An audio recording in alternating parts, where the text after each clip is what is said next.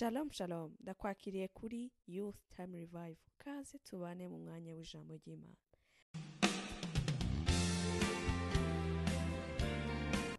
Yesu ashimwe mwene data, ndakwakiriye muri uyu mwanya w'ijambo ry'Imana.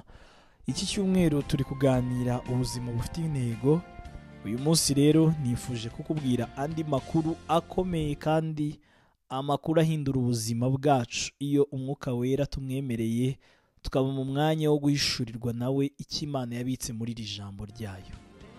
Petero wa mbere igice cya 3 n'umurongo wa 9 hari ijambo rivuze ngo ariko mwebweho muri ubwoko bwatoranijwe, abatambyi b'ubwami, ishyanga ryera n'abantu Imana yaronse, kugira ngo mwamamaze ishimwe ry'yabahamagaye ikabakura mu mwijima ikabageza mu mucyo wayo w'itangaza. Amen.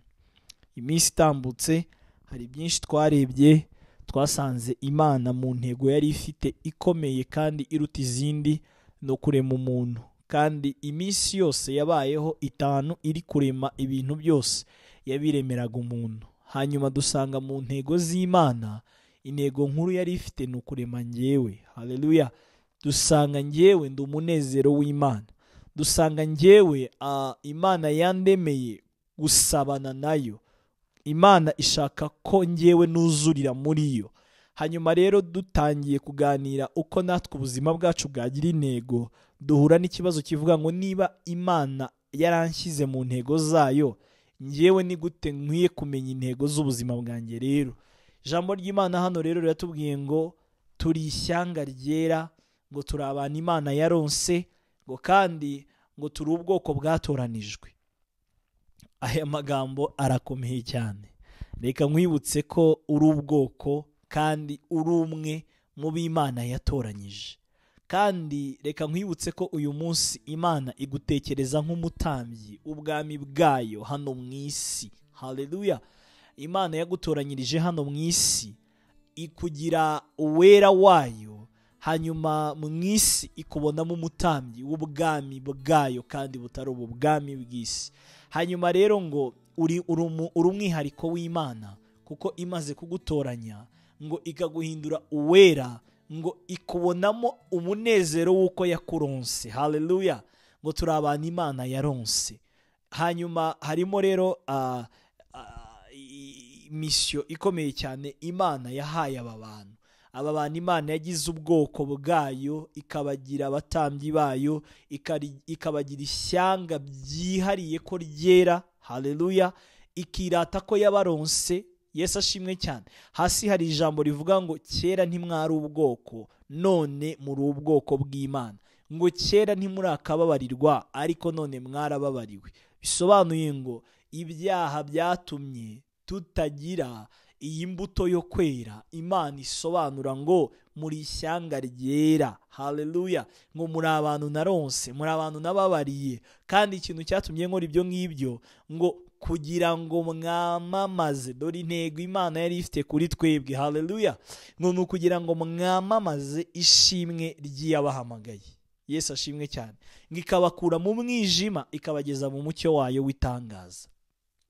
Aya makuru ni amakuru mu buryo bw'umubiri adakunze kunezeza amarangamutima yanjye, ariko aya ni amakuru yumvwa n'amatwi, atari amatwi y'umubiri, atari amatwi ya kamere, amatwi y'umwuka. Haleluya.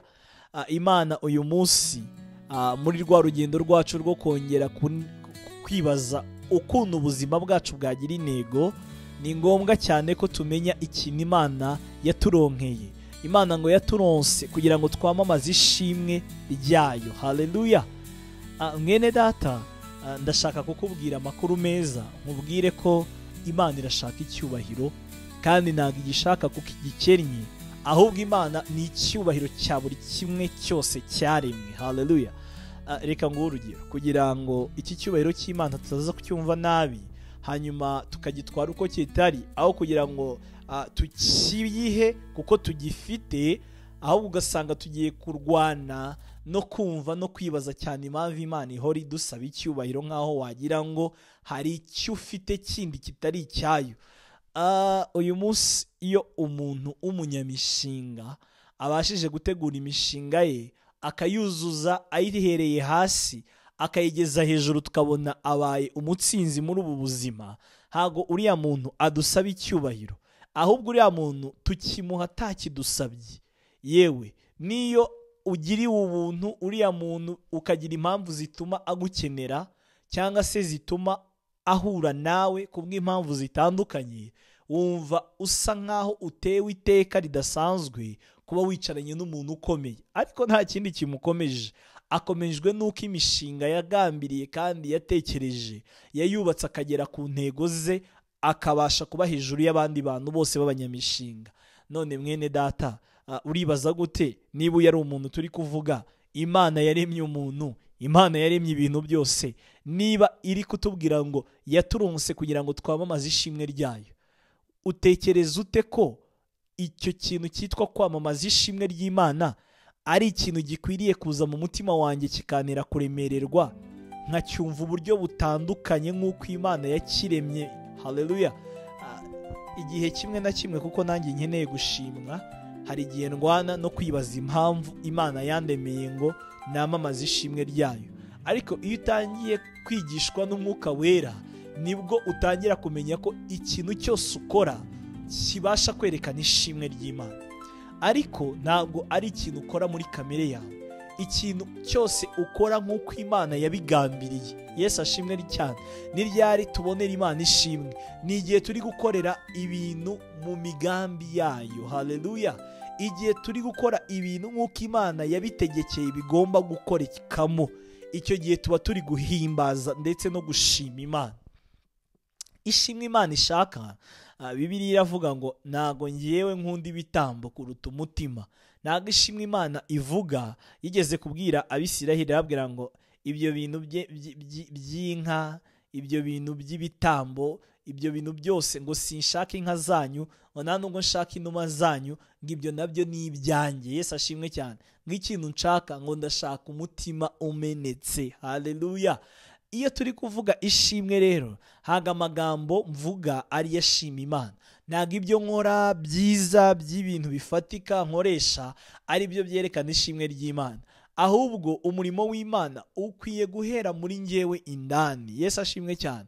Ubuzima bwacu kugira ngo bubashe kugira intego, ni ngombwa ko ntangira kumva neza ko Imana yaronse njyewe, ikangira ubwoko bwera, ikangira ishyanga ryayo kugira ngo namamaze ishimwe ry'iyampamagaye. Iyo nangiye kumenya ko ari cyo nahamagariwe rero, nkabihuza no gutangira kwemera umurimo w'Imana. Haleluya! Ishimwe ry'Imana rikabanza kuntunganya rihereye imbere, kugira ngo nkorere mu migambi y'Imana kandi nkorere mu bushake bw'Imana, nkore nk'uko Imana yashatse ko nkwiye gukora, mbeho nk'uko Imana ishaka ko mbaho, mbashe kugenda nk'uko Imana ishaka ko ngenda. Ubwo buzima nibwo bubasha kwerekana ishimwe ry'Imana. Haleluya! Yesu yabaye umwigisha mwiza, kandi Yesu niwe Mana. Biba ngombwa ko Imana yambara umubiri kugira ngo ize kwigisha njyewe icyo yanyifujemo kuva kera. Yesu araza yerekana muri uyu mubiri gukiranuka kose kw'Imana, kugira ngo nanjye ninizera Kristo Yesu, muri ubwo buzima bwe nzabashe guhinduka gukiranuka kw'Imana. Haleluya! Rero mwene data, intego y'ubuzima bwawe ifatanye n'uko kubaho wamamaza ishimwe ry'Imana yaguhamagaye. Hari igihe rero twebwe tubanza ibindi bintu byinshi tukaba ari byo tugira intego z'ubuzima bwacu, ariko dukeneye kuba abigishwa beza ba Bibiliya kugira ngo tumenye neza intego Imana itekereza ku buzima bwacu, tuzihuze kandi twumve n'izo dutekereza aho zikwiriye kujya, ndetse n'iyo ngiyo Imana itekereza aho ibanza twemere ihabanze, hanyuma tumenye n'ibyo byose twifuza aho bikwiriye kujya no kugendera. Imana iguha umugisha. Ni gahunda yacu, ya nicyo gituma tudacogora. Ndakwifuriza ko ubuzima bwawe guhera umuntu w'imbere abaho ubuzima bwo gukora iby'Imana ishaka, hanyuma muri wowe tukabonamo ishimwe ry'Imana yaguhamagaye. Haleluya! Kuko iyo niyo ntego y'Imana ku buzima bwawe. Mana, sengeye uyu mutima kugira ngo we guhinduka bihereye imbere, kandi uyu muntu ahinduka ishimwe ryawe kuko ari we wamuhamagaye, hanyuma ryamamare tubonewe tubashe guha Imana icyubahiro. Tumusabiye koroherwa no gufashwa n'Umwuka Wera muri byose, mu izina rya Yesu Kristo umwami wacu, amen.